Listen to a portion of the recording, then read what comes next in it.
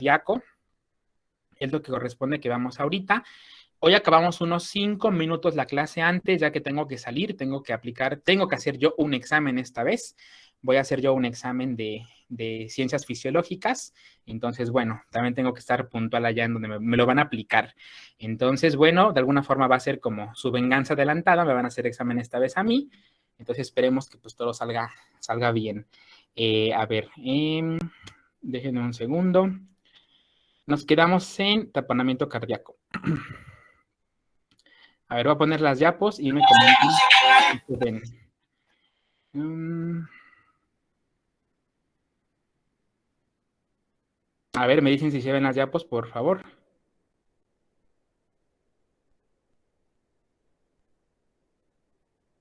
Ya se ve la pantalla, Doc. Perfecto. Ok. Bueno, doctores, nos quedamos entonces en las causas básicamente de lo que es el taponamiento cardíaco. Nos quedamos en esta parte. Ok, bueno. Ok, doctores. Entonces, básicamente aquí en esta parte de las causas propiamente, el taponamiento cardíaco, pues tenemos varias, son realmente varias. Algo que es bien importante, doctores, las más relevantes que se ven asociadas a taponamiento cardíaco es, por supuesto, pericarditis.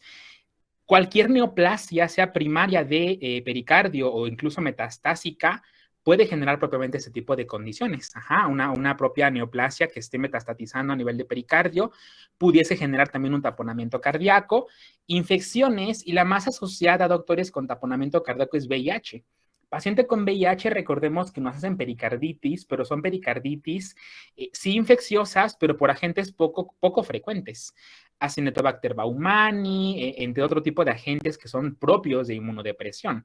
Pero sí es muy frecuente aquí como patología infecciosa causante en este caso del taponamiento cardíaco. ¿Ok?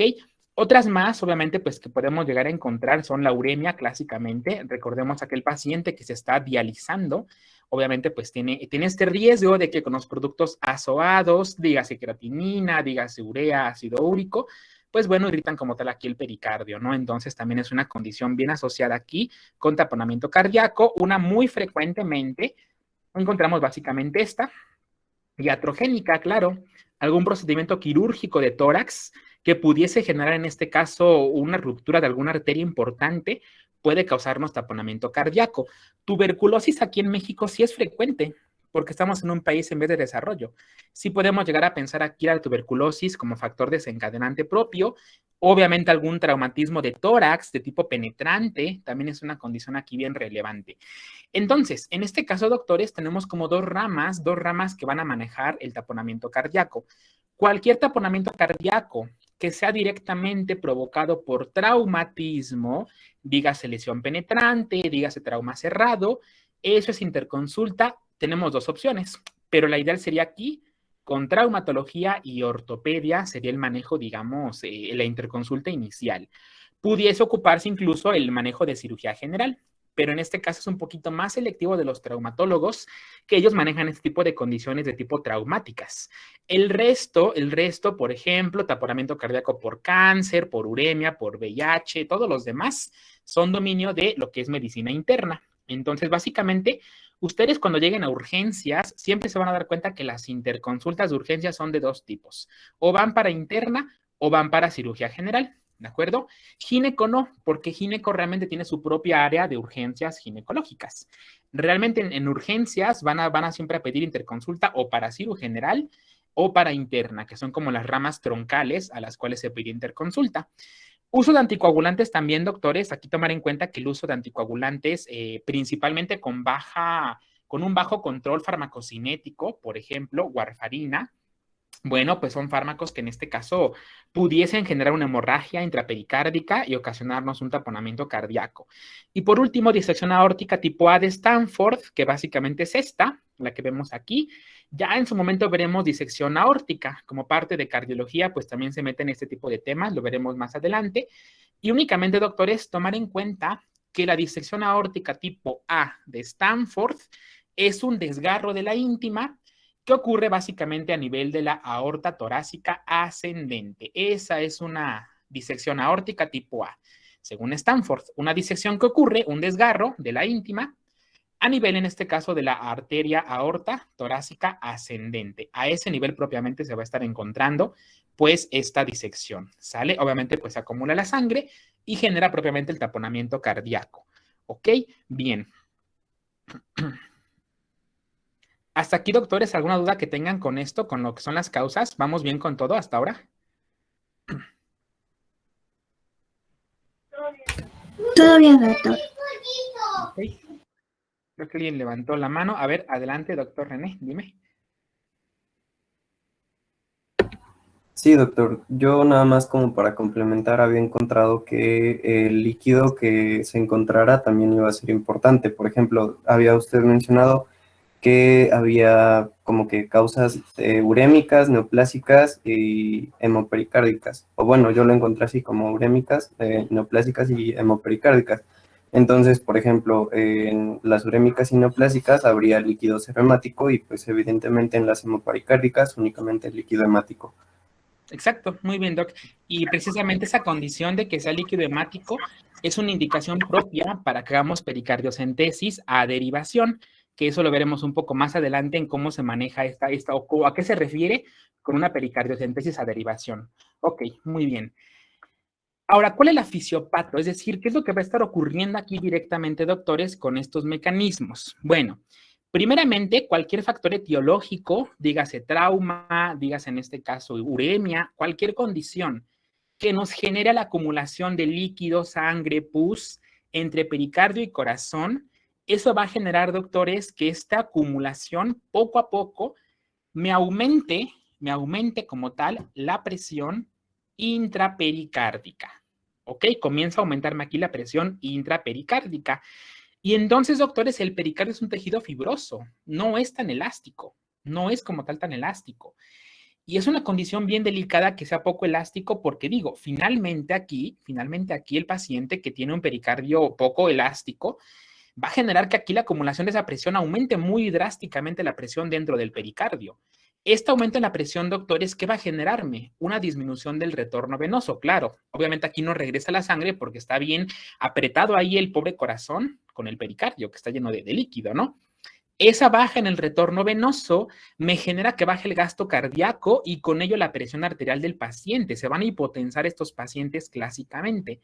Y son condiciones, doctores, bien relevantes a tomar en cuenta porque en este aspecto finalmente este bajo gasto cardíaco va a darnos los síntomas característicos. Y si esto no se maneja, va a ser un punto tal que entre como tal en arritmias letales. Y ojo, doctores, importante, la arritmia clásica de lo que es propiamente taponamiento cardíaco es la actividad eléctrica sin pulso. Esa como tal, doctores, corresponde propiamente a este mecanismo. Y además eso puede provocarme choque de tipo obstructivo, ¿ok? Y bueno, algo bien relevante de esto es que vean, cuando el taponamiento cardíaco es por trauma, en cada contracción del corazón, más líquidos se acumulan en el pericardio con cada contracción. Obviamente, pues porque tiene un trauma, tiene una hemorragia y eso genera que entre más se contraiga el corazón, más se acumula líquido pericárdico. Y es una condición bien delicada el trauma de tipo cardíaco. Ese tema no es de cardio, es un tema que quiero aclarar que es un tema que deberían ver ustedes en la materia esta que llevan de, ¿cómo se llama? Nosología y clínica quirúrgica de tórax, algo así. Creo que es una materia que ahí llevan ustedes. Entonces, bueno, eso básicamente deben de verlo en esa materia propiamente. ¿De acuerdo? Esta será como la parte, digamos, fisiopatológica. ¿Ok? Bien. Hasta aquí, doctores, ¿alguna duda con esto? Con la parte fisiopatológica. Doctor, ¿podría repetir cuál es la arritmia? Sí, Por actividad favor. eléctrica sin pulso, esta de aquí, ASP, actividad eléctrica sin pulso. Ya Gracias. veremos en su momento arritmias, mañana comenzamos con nuestro taller, por cierto, ya tengo material preparado, entonces bueno, va a ser un taller pues bastante entretenido, ya junté, tenemos ahorita, llevo 70 casos que llegué a juntar con una doctora, que también está en interna, y tenemos 70 casos con enfoque de cardio, tenemos varios que son casos obviamente pues reales, para que vayamos analizándolos en este taller que tendremos. Ok, ahora bien importante, doctores, que la fisiopato, es decir, qué tanto o qué tan catastrófico sea un taponamiento cardíaco, depende de estas variables propiamente. Y de todas estas, la más importante es esta. qué tan rápido se instaure la acumulación de ese líquido. Es decir, no es igual en un paciente que se acaba de accidentar ahorita y que tiene una hemorragia intrapericárdica, aquel paciente que a lo mejor es crónico, que tiene una uremia y que pues bueno, poco a poco vaya acumulando el líquido y poco a poco, no es lo mismo. Depende mucho de qué tanto se esté instaurando, ¿ok? Obviamente, por supuesto que también depende del volumen del derrame. Depende mucho de cuánto tengamos aquí propiamente del derrame para que se esté propiamente acumulando. Entonces, bueno, vamos a recordar aquí un poquito de su fisiología y de su anatomía. A ver. Efraín Uribe, ¿andas ahí, doctor?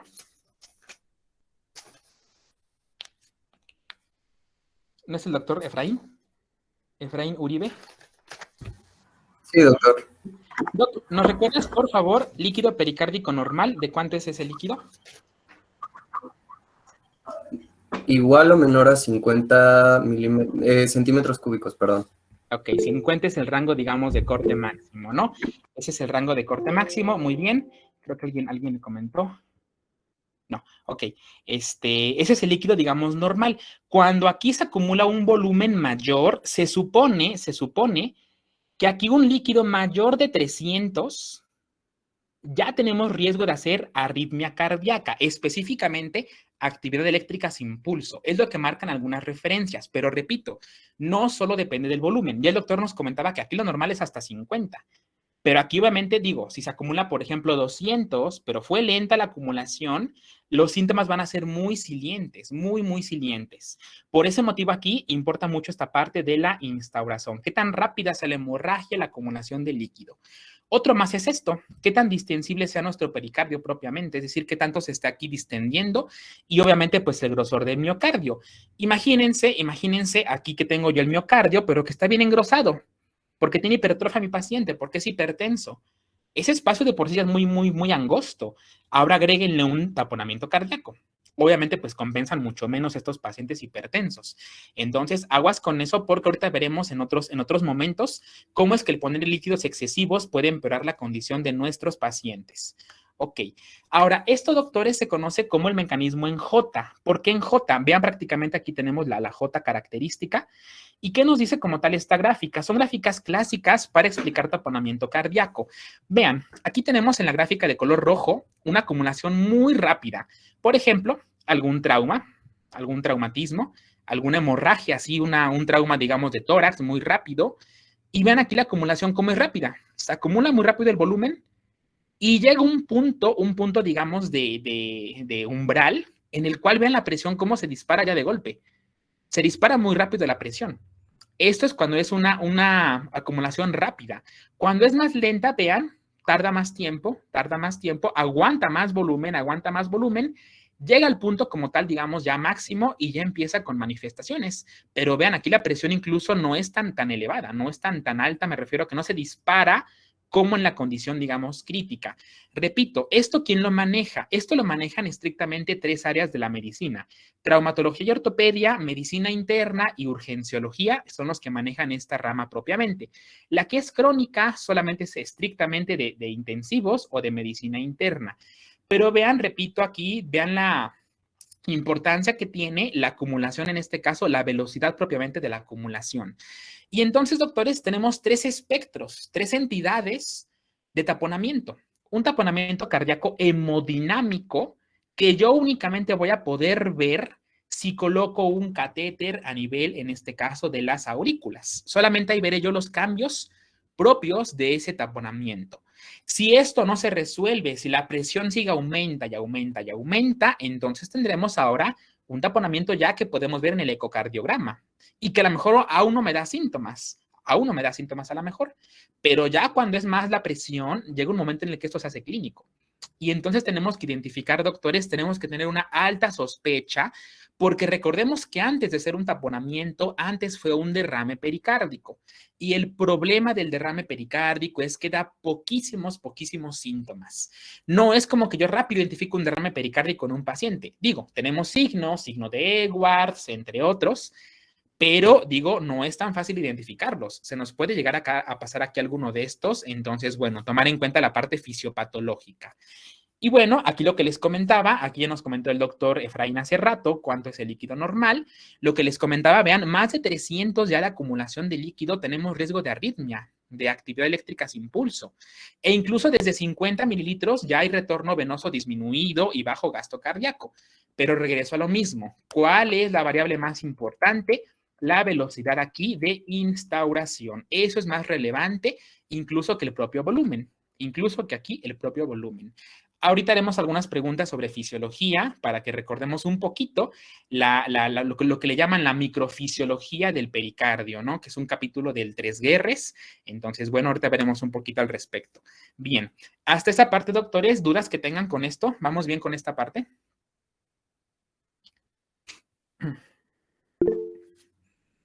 ¿Alguien levanta la mano? Doctor René, adelante. Sí, doctor. Yo había encontrado que como tal podría ser que se clasifique como un derrame pericárdico pequeño o grande, dependiendo de la cantidad de líquido. Es Exacto. decir, si había, Según por el cardiograma, ejemplo, ¿no? Ajá. Es decir, por ejemplo, bueno, se supone que lo dividían en taponamiento agudo y taponamiento crónico. Si había más de 200 centímetros cúbicos, era agudo, y si había más o menos 2000 centímetros cúbicos acumulados de fluido, pero que en este caso fuera lento, entonces ya iba a ser taponamiento crónico. No sé si esté mal. Estás en lo correcto, Doc. Una pregunta aquí sería muy buena para ¿en qué ventana, Doc, René, mides el derrame pericárdico? ¿Y qué fórmula se ocupa? ¿La leíste, la fórmula por ahí? Es decir, para que la compartamos y así sepan tus compañeros cómo valorar una... Pues sí, esos rangos son bien relevantes, porque es cierto, es una forma de medir aquí el taponamiento cardíaco muy ocupada, que esa la veremos al final en la parte del diagnóstico. ¿Sabes la fórmula, Doc, de cómo se mide en el eco? ¿De cómo se mide en el eco? No, Doc, esa sí se la debo. Ahorita la checamos entonces. Muy bien, exactamente. Es una aportación muy buena porque es la clasificación más actual. Ok, se ve que lo leíste de los artículos de la guía. Hay una guía de pericardiocentesis, ¿no? Entonces, bien. Ok. Ahora, cuadro clínico, doctores. Aquí bien importante. Vamos aquí a empezar pues a preguntar, ¿no? Entonces, el paciente va a tener hipotensión arterial. Yo ya les expliqué por qué. Se acumula mucho líquido en el pericardio, comprime a los ventrículos, no se llenan correctamente y entonces el gasto cardíaco baja y se hipotensa el paciente. Ahí está la explicación del por qué se da la hipotensión arterial. Vamos ahora con los siguientes. Vamos a elegir a alguien de aquí para que nos vayan explicando los síntomas por qué creen que sean. A ver, doctora Ana Fuente Villa, ¿andas ahí, doctora?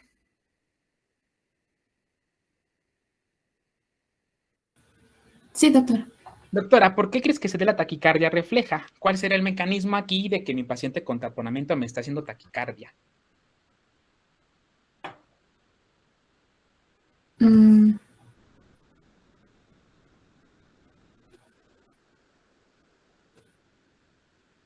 ¿No, doctora? No sé. A ver, doctor, alguien que levante la mano que quiera participar. ¿Por qué hay taquicardia refleja en estos pacientes con taponamiento cardíaco? A ver, doctor Josué. Pues yo imagino, bueno, puede ser porque el paciente que tiene un taponamiento cardíaco, pues deja de tener una irrigación sistémica de su cuerpo, entonces pues entra como una especie de hipoxia y el cuerpo pues va a responder agitando el corazón para tratar de compensar eso. Exacto, por la activación de varorreceptores, ¿no? En este caso, mediado por varorreceptor inicialmente y ya tardíamente mediado por quimiorreceptores, ¿no? Ya veremos en choque obstructivo esa parte. Pero sí, básicamente lo que comenta el doctor, no llega oxígeno a los tejidos, obviamente los tejidos buscan aquí ese oxígeno, se activan varorreceptores que captan que la presión está baja y que hace el corazón, pues aumentamos la frecuencia cardíaca. Eso básicamente es lo que se llega a hacer aquí en este punto. Hay taquipnea también, clásicamente hay taquipnea, ¿por qué? Pues porque finalmente aquí el paciente, recordemos que va de la mano, lo que es la parte de la frecuencia cardíaca con la frecuencia respiratoria. Obviamente aquí hay un estancamiento muy grande de sangre, ¿no? Ya lo comentábamos hace rato, se estanca la sangre, eso aumenta la presión venosa central y entonces, bueno, esto va a generarnos directamente una condición en la cual haya ingurgitación yugular. Así se ve reflejado esta parte de ingurgitación yugular con la presión venosa central. Y una pregunta, doctores, a ver, ¿quién me dice cuál es la presión venosa central normal? porque ya vamos a entrar más adelante a terreno hemodinámico. Ahí veremos los tipos de choque. ¿Alguien sabe cuál es la presión venosa central normal?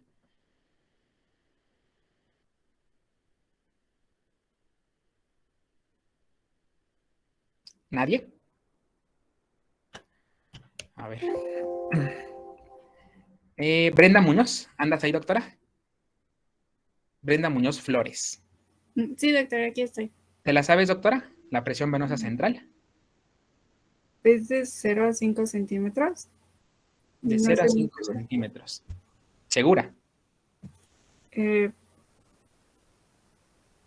¿O nos quieres comentar mañana? Sí, te lo comento mañana, doctor. Por favor, doctora. Muy bien. Ya mañana la doctora nos va a comentar de la presión venosa central cuál es lo normal, porque van a ver que estos pacientes a veces requieren catéter y hay que estar pendientes de la presión venosa central como punto promedio para saber en este caso si se encuentra mejorando o no. Bien, otro más, disnea. Y doctores, es el signo más frecuente. Y es una pregunta que les pueden hacer. ¿Cuál es el signo más frecuente del taponamiento cardíaco? Va desde la disnea hasta la propia ortopnea. Son los más frecuentes, que hay que tomarlos bien en cuenta. Congestión hepática, obviamente, pues por el retorno venoso, como no hay retorno venoso adecuado al corazón, se estanca la sangre en el hígado. Puede haber pulso paradójico. Y entonces, doctores, a ver, ¿quién me recuerda la definición de pulso paradójico? Voy a agarrar la lista, denme un segundo.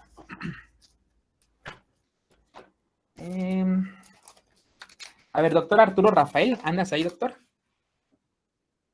Sí, doctor, aquí estoy. ¿Cómo definíamos, doc, pulso paradójico? ¿Cuál era la definición?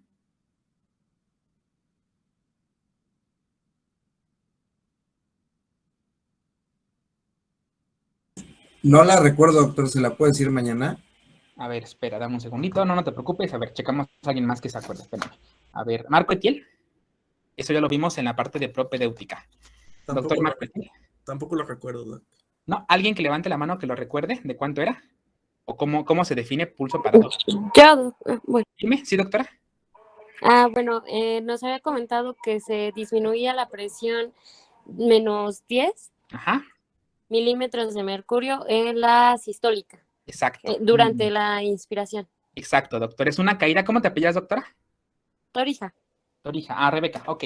Bien. Muy bien, exactamente, doctores. Recordemos que es una caída hasta más de 10 milímetros de mercurio en la presión arterial sistólica. Ahora, este pulso paradójico estrictamente por qué se da. Ahorita veremos por qué se da este pulso paradójico. Estos pacientes generalmente yo palpo el pulso y justo cuando inspira el paciente, dejo de palparlo. Se deja de palpar. Baja incluso tanto ese punto. Otra forma de hacerlo es colocarle el monitor al paciente y entonces finalmente baja aquí más de 10 milímetros de mercurio con cada inspiración. ¿Sale? Es algo muy característico que hacen los pacientes con lo que se conoce como taponamiento cardíaco. Y ruidos cardíacos velados, que en este caso, bueno, uno ausculta el tórax del paciente y apenas si se escucha. Lo más grave a lo cual puede llegar mi paciente con taponamiento cardíaco es esto, un choque obstructivo. Aquí ya compromete ya a nivel sistémico y entonces deja de ser un paciente de urgencias, deja de ser un paciente de piso y tiene que entrar ya a terapia intensiva para darle manejo para el choque obstructivo. Aquí ya, ¿cómo se dan cuenta ustedes que tiene un choque obstructivo? Hay un punto bien característico. Las venas de los brazos se van a empezar a ingurgitar y no porque haga ejercicio el paciente o porque esté marcado, no. Se van a empezar a ingurgitar las venas del paciente. Y eso finalmente nos refleja directamente ya que está entrando en choque obstructivo. Aguas con ese signo porque ya es un signo tardío y nos hace pensar ya en un compromiso más grave de nuestro paciente. Y bueno, son 3 signos que conforman la famosísima triada de Beck, que son estos: ruidos cardíacos apagados, apenas si se escuchan en el paciente, casi no se llegan a escuchar aquí los ruidos cardíacos. Aparte de eso, hay un aumento en la presión venosa central que se refleja como ingurgitación yugular y se encuentra hipotenso el paciente. Es una triada muy característica, sin embargo, no se encuentra presente siempre y entonces hay que tomar en cuenta aquí que esto se ve más reflejado en traumatología y ortopedia. A nivel, en este caso, de una acumulación un poquito más lenta, más paulatina, no es tan fácil la propia visualización. Entonces, bueno, son signos que pudiésemos aquí, pues, llegar a presentar en nuestros pacientes, ¿ok? Y bueno, aquí tenemos la ingurgitación yugular, vean, aquí se observa. Siempre que ustedes quieran, doctores, checar el pulso paradójico directamente, la forma de estarlo haciendo aquí es la siguiente. Colocan el monitor del paciente, lo colocan como tal. toman la presión arterial, así, normal, en expiración, en expiración. Digamos que de sistólica les arrojó 130 de sistólica, ¿no? En expiración. Listo, pasa, se la vuelven a tomar, pero esta vez se la toman en inspiración. Imagínense que bajó a 90 la sistólica. Pues ya bajó más de 10, ¿no? Ya bajó más de 10 milímetros, ya se considera entonces un pulso paradójico. Esa es una forma de estarlo identificando. Pero muchas veces desde que uno palpa el pulso del paciente, cuando inspira, se deja de palpar ese pulso o se siente un poquito más, se siente menos el pulso. Es una forma también indirecta de estar valorando propiamente, pues esta condición, digamos, de pulso paradójico.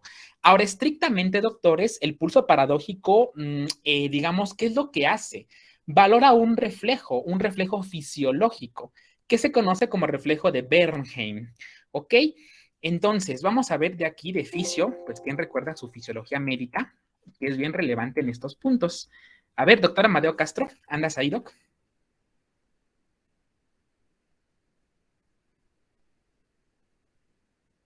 Sí. Doc, ¿qué es el reflejo de Bernheim? ¿O qué es el fenómeno de Bernheim de la fisiología? No, doctor, ¿No? ¿El inverso lo conoces? No. ¿Nos comentas mañana, por favor? Bernheim, este de aquí, el de Bernheim. Justo este. Sale el de Bernheim. Ok. Ese reflejo como tal tiene que ver directamente con la fisiología del pericardio. Entonces, mañana el doctor nos va a comentar el por qué, o sea, qué tiene que ver este fenómeno con pulso paradójico. Tiene que ver, ustedes búsquenlo igual, los demás búsquenlo, tiene que ver directamente con la movilidad del septum a los múltiples lados, izquierdo, derecho. ¿Sale? Ustedes me van a decir mañana, pues, qué es lo que ocurre o a qué se debe este reflejo fisiológico, ¿no? Que es algo normal del cuerpo, pero que cuando tenemos taponamiento cardíaco se está exagerando mucho este fenómeno de Bernheim inverso. ¿Ok? Mañana nos comentarán ya esta parte. Ok. Y bueno, doctores, hay que tomar en cuenta siempre esto. A nivel fisiológico, el tema aquí, digamos, se conoce como interdependencia ventricular septal. ¿Esto qué implica? Que lo único que comunica a nivel hemodinámico al ventrículo derecho y al izquierdo es esto, el septum. Y entonces, doctores, el volumen que tenga el ventrículo izquierdo indirectamente va a afectar al derecho. Y al revés, el volumen que tenga el derecho va a afectarme como tal al izquierdo. Es lo que se conoce como interdependencia ventricular y va muy de la mano con el reflejo fisiológico de Bernheim, que mañana nos comentarán para que podamos darle un poquito más de explicación a estas condiciones, digamos, fisiopatológicas. Ok. Ahora, el diagnóstico, doctores, básicamente es con clínica. Es con clínica como tal. Pudiésemos llegar a encontrar en el electrocardiograma alternancia eléctrica. ¿Y esto qué es? Vean aquí el QRS, alto, pequeño, alto, pequeño, alto, pequeño. Aquí vemos el ejemplo también. Alto, más o menos pequeño, un poquito alto, un poquito alto. Vean aquí la altura tan solo que tienen. Vean aquí las alturas que tienen los QRS. Ajá, y ven incluso se ve más, vean, aquí está alto, más pequeño, alto, muy pequeño, alto. Es lo que se conoce con el nombre de alternancia eléctrica. ¿Y esto a qué se debe? Se debe a que el corazón, como se está estancando ahí el líquido, la sangre, bambolea dentro del pericardio y eso genera que cada impulso cardíaco o cada contracción varíe en cuanto a la fuerza y también en cuanto al potencial de acción. Ocurre algo que se llama disipación intrapericárdica de cargas, es el nombre que recibe. En términos más sencillos, como hay mucho líquido en el pericardio, esos potenciales de acción se disipan, pierden como tal cierta fuerza los impulsos eléctricos, se disipan y eso genera la alternancia eléctrica. Eso ya es un poquito más de electrofisio, más a profundidad, pero sí sepan que finalmente aquí, a nivel del electro, va a haber QRS pequeños, grandes, chiquitos, medianos, y eso es la alternancia eléctrica característica, ¿ok? Ya en la placa de tórax pudiésemos encontrar corazón en cantimplora, pero dijimos que esto es únicamente cuando se acumula más de 250 mililitros. Entonces, bueno, es el rango de corte para que se genere la imagen de corazón en cantimplora. Y en el ecocardiograma lo que se observa básicamente es un colapso diastólico, principalmente de ventrículo y aurícula derecha, principalmente ahí en la inspiración, es cuando básicamente, bueno, se colapsan aquí las cavidades, pero aparte de eso, pues uno, con el simple ecocardiograma, uno va a estar viendo directamente ahí el líquido. Lo que les comentaba, ¿no? La imagen en doble riel, que en este caso, bueno, es muy importante que la sepan identificar. Y siempre que tengamos un taponamiento cardíaco de causa desconocida, que aún no sepamos el diagnóstico, por favor, ese líquido, lo mandan a estudiar citología y citoquímico de líquido pericárdico. A menos que sea por trauma. Ya les comentaba yo, si es por trauma, pues digo, es evidente cuál es la causa, ¿no? Pero en un paciente que yo tenga, que me hace derrame pericárdico, que me hace taponamiento, y no sé ni por qué, hay que mandarlo a estudiar ese líquido pericárdico, ¿ok? No olvidar que en el electro pudiésemos encontrar esta arritmia, que ya la dijimos, actividad eléctrica sin pulso, que veremos durante el curso, un poquito más adelante, los mecanismos implicados, pues en esta propia arritmia. Tiene que ver también con la disipación del potencial de acción, que hace rato les comentaba, ¿no? El potencial eléctrico se disipa. Ok. Ahora, el tratamiento, doctores. Aquí el tratamiento son dos manejos bien distintos. Ustedes como médicos generales, ustedes como, si ustedes quieren medicina interna, quieren cardio, quieren ser médicos generales o quieren ser incluso urgenciólogos, ustedes únicamente tienen autorizado hacer un tratamiento percutáneo, ¿ok? Que es un tratamiento no tan invasivo, porque hay un tratamiento quirúrgico que se conoce como ventana pericárdica. La ventana pericárdica no la hacemos nosotros, esa la hace el cirujano general, o en su defecto, mejor aún, el cardiotorácico, y aquí generalmente es una operación propiamente donde exponen al pericardio, y generalmente las indicaciones para hacer un tratamiento ya quirúrgico, una ventana pericárdica, son 4. 1, que el líquido esté purulento. 2, que tenga hemorragia, que no se pare. 3, que tenga coagulación ya de la sangre, de ese pericardio, que ya se esté coagulando en la sangre. Y 4, que sea muy continuo y recidivante. Por ejemplo, el paciente renal. El paciente renal hace todo el tiempo pericarditis a cada rato. Y ahí mejor se recomienda o hacerle ventana pericárdica o pericardiectomía para que no esté continuamente llegando al hospital por cuestiones de tipo pericarditis. Son las indicaciones de tipo quirúrgicas. Yo aquí lo tengo que mandar ya directamente a cirugía general y en su defecto a cirugía cardiotorácica. Lo que ustedes sí pueden hacer es esto, el manejo percutáneo. Y entonces, doctores, el manejo percutáneo, ¿cuál es? La famosísima pericardiocentesis. Ahora, ojo, anteriormente se permitía el uso de una pericardiocentesis a ciegas. Así era ciegas. Esa que era ciegas se conocía como técnica de Blalock. Y era una salvajada en realidad. Era Blalock, la técnica de Blalock. ¿Qué era esta cosa? Hacer una pericardio, pero sin ver con ecocardiograma. Así, a ciegas, casi a ojo de buen cubero, a ver si latino, y así era la técnica de Blalock. Era muy empleada por paramédicos, era muy empleada en urgencias, pero ya hoy por hoy las guías marcan que está prohibido, no se recomienda por nada del mundo hacer pericardiocentesis a ciegas.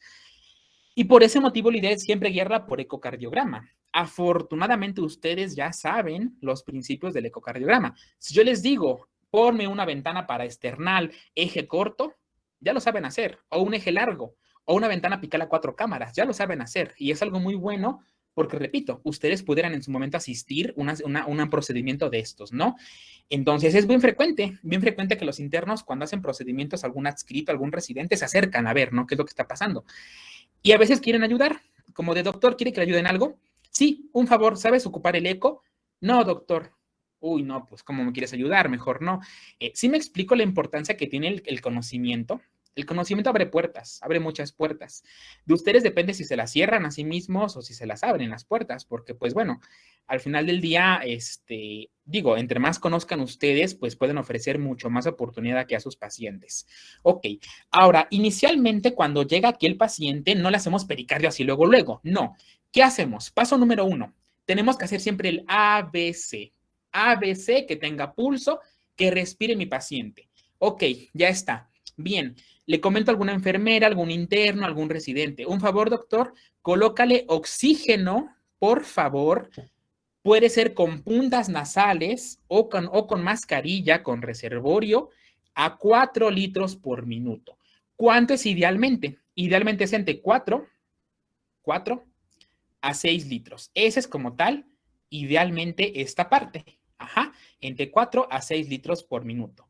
Entonces, bueno, finalmente en esta parte nosotros administramos este flujo de oxígeno propiamente. Ajá. Y bueno, finalmente ustedes pueden ocupar desde mascarilla hasta incluso la condición propia de punta nasal.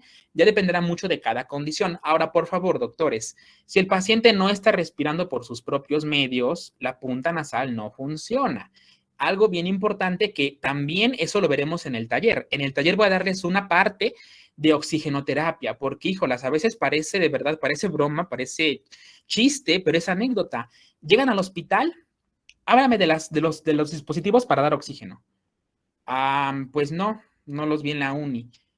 ¿En qué casos ocupas una punta nasal? No, pues no. Mascarilla con reservorio no recirculante. No, pues tampoco. Mascarilla de hiperaflujo. No, pues menos.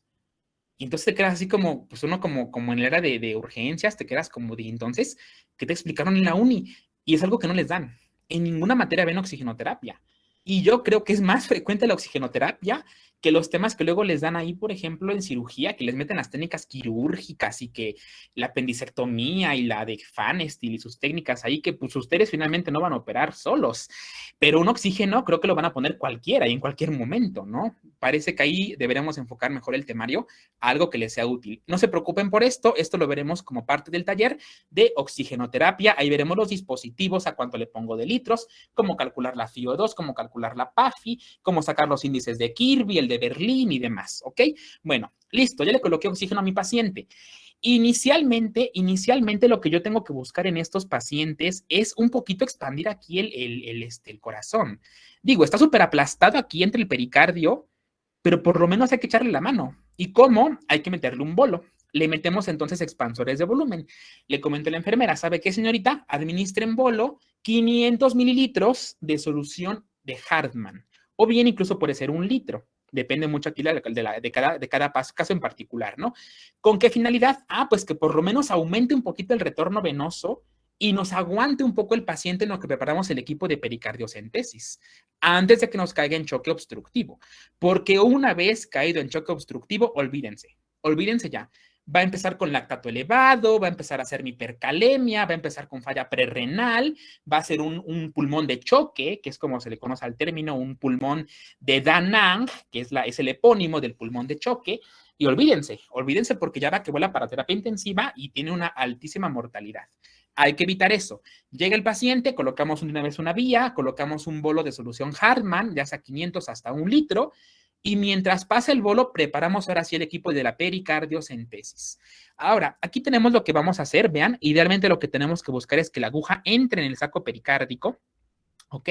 Y bueno, finalmente ustedes van a ver que en este paciente en particular, ya veremos la técnica de forma ya, pues digamos, específica.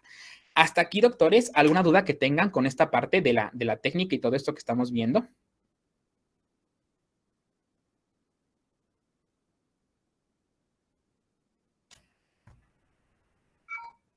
¿Todo claro? Sí, doctor, todo claro. Bien. Ahora, vamos a elegir a ver quién leyó algo. A ver, doctor René. ¿Andas ahí, doctor? Sí, doctor. A ver, doc, antes de que sigamos, dinos la técnica de pericardiocentesis. ¿Qué le dice de la pericardiocentesis? ¿Cómo se hace? ¿Cómo se realiza? Los pasos. Vamos a ver qué tal leíste, doc.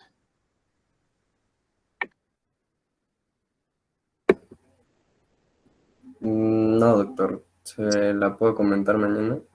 La vemos si quieres de una vez y ahorita vamos complementando esta parte. Ok. Entonces, algo que es relevante, sí, doctores, es este punto en particular, que básicamente tenemos nosotros varios abordajes para hacer una pericardiocentesis.